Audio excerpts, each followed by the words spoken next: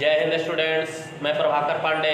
स्वागत है आपका प्रभाकर इंस्टीट्यूट ऑफ केमिस्ट्री में। आज हम सफिक्स के बारे में चर्चा करते हैं। आइए देखते हैं सफिक्स के बारे में। सबसे पहले देखिए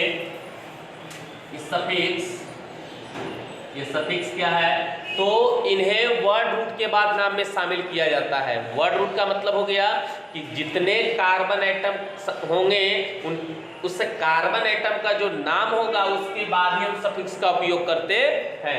सफिक्स जो होते हैं ये दो प्रकार के होते हैं। पहला होता है प्राइमरी सफिक्स और दूसरा होता है सेकेंडरी सफिक्स। अब जानिएगा प्राइमरी सफिक्स जो होते हैं ये तीन प्रकार के होते हैं। एक होता है ANE, दूसरा होता है ENE, तीसरा होता है YNE। ठीक है, और आगे देखते हैं इसको। तो सफिक्स इन्हें वर्ड रूट के बाद नाम में शामिल किया जाता है। सफिक्स होते कितने प्रकार के हैं? तो दो प्रकार के होते हैं, प्राइमरी सफिक्स और सेकेंडरी सफिक्स। प्राइमरी सफिक्स कितने प्रकार के होते हैं? तो तीन प्रकार के होते हैं, ANE, ENE और YNE। समझ रहे होंगे कि अब यहां से समझते हैं, इसको मिटा सकते हैं। अब यहां से हम जानेंगे प्राइमरी सफिक्स के बारे में। तो प्राइमरी सफिक्स क्या होता है? तो ये देखिए प्राइमरी सफिक्स, ये प्राइमरी सफिक्स जो है ये दो C एटम के बीच उपस्थित बॉन्ड की स्थिति को दर्शाता है। सब ये क्या दर्शाता है? तो ये दो C एटम के बीच उपस्थित बॉन्ड की स्थिति को दर्शाता है। ये देखिए हमने दो C एटम लिया है ना। अगर इसके बीच में हम सिंगल दिए या फिर हमने इसके बीच में डबल दिए, वैलेंसी सबका 4 कर दिए, इसके बीच में हम ट्रिपल दिए, वैलेंसी 4 कर दिए, 2 हो गया। इसका नाम हो जाएगा अल्क। और जब सिंगल बॉन्ड दिया जाता है तो उसके लिए क्या जोड़ते हैं हम लोग? ANE। और जब डबल होगा तो अल्क और प्लस ENE। अगर ट्रिपल होगा तो अल्क और प्लस YNE। ये अल्क क्या होता है सर? तो ये अल्क जो है ये C एटम की संख्या को दर्शाएगा। जब दो कार्बन थे ये लिख सकते थे, है ना, लेकिन आगे कोई जरूरी नहीं है कि दो ही कार्बन हो सके, और भी कार्बन हो सकते हैं, है ना। तो इसलिए हमने इसका नाम अल्क दिया। तो alk plus ANE, alk plus ENE, alk plus YNE। तो यहाँ देख सकते हैं कि अल्क प्लस ANE जोड़ेंगे तो क्या हो जाएगा? ये हो जाएगा अल्केन। और अल्क प्लस ENE क्या हो जाएगा? ये हो जाएगा अल्कीन। और ये क्या हो जाएगा? ये हो जाएगा अल्काइन। समझ रहे होंगे। अब यहां देखिएगा कि अल्क प्लस ANE ये हो गया E, ये भी देखिए लास्ट में E है, ये भी देखिए लास्ट में E है। तो प्राइमरी सफिक्स का लास्ट अल्फाबेट ये देखिएगा, ये भी E है और ये भी E है और ये भी E है, सबसे अंतिम वर्ड है ना।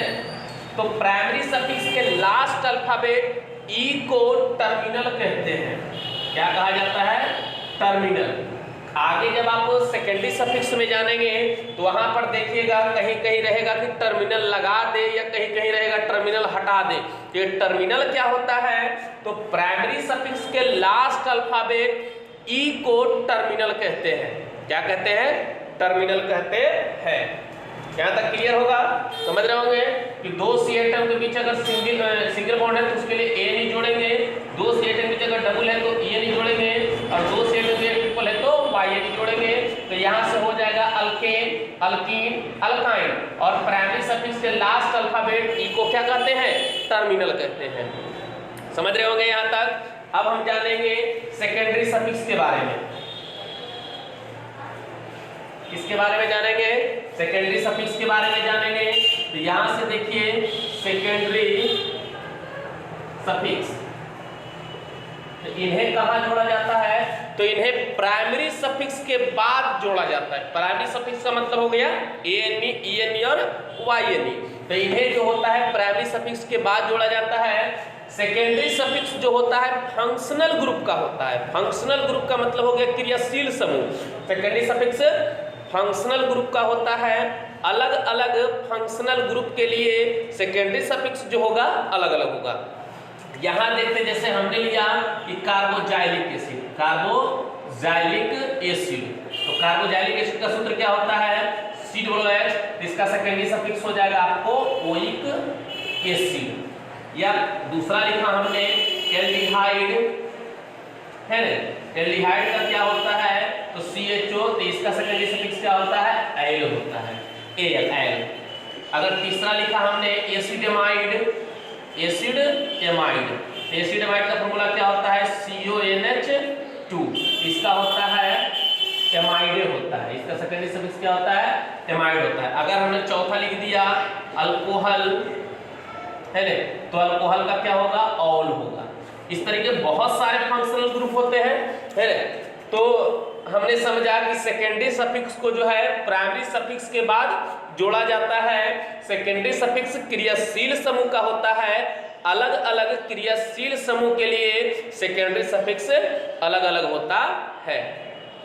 समझ रहे होंगे यहाँ तक। यहाँ से हम आपको एक दो एग्जाम्पल दे देते हैं, फिर समझ में आपको आ जाएगा। इसको मिटा देते हैं। अब यहाँ से देखिए, यहाँ से हम क्या करते हैं कि जैसे हमने एक एग्जाम्पल लेते हैं, हमने लिखा कि CH3 CH2 COOH, ठीक है। अब हम ऐसे इसको क्या करते हैं, इसको नाम लेकर के चलते हैं कि IUPAC नाम क्या होना चाहिए। तो सबसे पहले ये आपका हो जाएगा 3 कार्बन का PC हो जाएगा, और इधर से देखिएगा कि जिधर से फंक्शनल ग्रुप निकट पड़ता है गिनती उधर से, तो 1 2 और 1 3 कार्बन है टोटल। तो तीनों कार्बन का आप देखिए, इसी में हम आपको प्राइमरी सफिक्स और सेकेंडरी सफिक्स का यूज करके बताएंगे। तो 3 कार्बन है, तो 3 कार्बन का सबसे पहले नाम आपको बताए थे कि प्रोप होता है, और उसके साथ क्या है सिंगल है तो ANE जुटेगा, समझ रहे होंगे। लेकिन यहाँ पर एक रूल कहता है कि यदि किसी फंक्शनल ग्रुप का सेकेंडरी सफिक्स, तो इसका सेकेंडरी सफिक्स क्या होता है ओइक एसिड होता है ना। यदि किसी फंक्शनल ग्रुप का सेकेंडरी सफिक्स वोवेल से शुरू हो, किससे शुरू हो वोवेल से शुरू हो, तो प्राइमरी सफिक्स का टर्मिनल हटा देते हैं।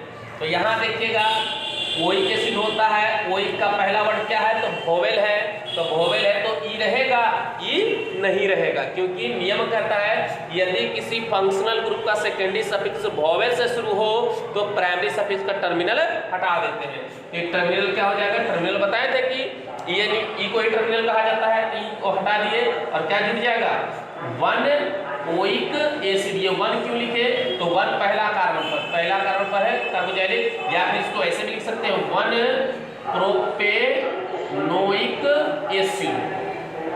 तो इस तरीके से हमने देखा कि हमने प्राइमरी सफिक्स का भी यूज किया और सेकेंडरी सफिक्स का भी यूज किया। इसके बाद हम अगले वीडियो में बताएंगे नोमेनक्लेचर के बारे में। जय हिंद।